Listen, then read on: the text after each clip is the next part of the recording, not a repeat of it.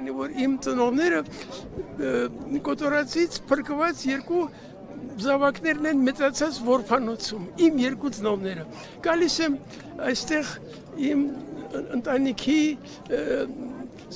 սրբազան պարտք կատարելու, ոչ միայն ընտանիքի, նաև մեր համընդհանուր։ Մայստրո, մտավորականությունը ինչու աղմուկ չի բարձրացնում, երբ որ տեսնում է, որ Գիտեք ինչ, ես այնքան միայնակ կյանքով, այնքան փակ կյանքով եմ ապրում, 86 տարեկան եմ, ես չգիտեմ ով ինչ է անում, բալիկ ջան, այնքան սերունդ կա, որոնց երաժիշտների մեջ չեմ ճանաչում, չգիտեմ անունները չեմ լսել, որտեղ ես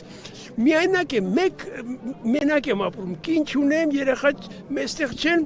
եւ հավասիկ արդարանում այն մասին, թե ինչու չգիտեմ, թե ինչ են անում մտավորականները։ Բայց դուք հեղինակություն եք ձեր ձայնը հասարակության համար Ես տնից դուրս չեմ գալիս, բալիկ, ես լավ է, չեք հասկանում, ես չեմ ուզում խոսել այս մասին։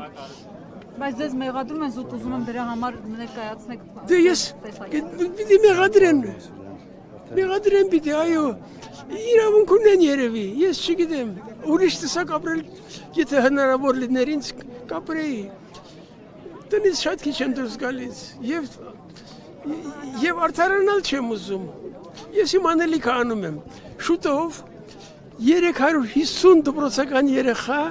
մի համերգ են տալիս, որ ամբողջ երաժշտությունը իմն է, ժողովրդական բանահյուսական նյութերի հիման վրա գրված, տարբեր բարբառներով հայերենի, և սա է իմ պատասխանը, միակ բանը, որ կարող եմ անել և իմ,